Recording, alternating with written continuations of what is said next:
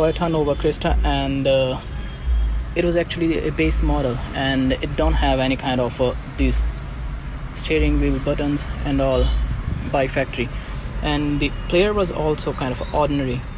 So we just replace it with the top model head unit.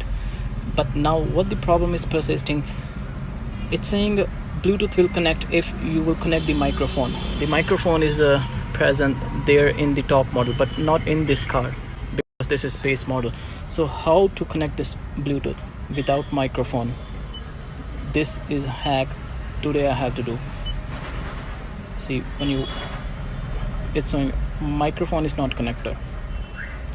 What another problem is, when you are putting your car in reverse gear, it's not showing any kind of back footage of your camera. As per according to the counts, I think this is video signal input of rear camera. I have done this with Suzuki, but it's first time with Toyota, so it's kind of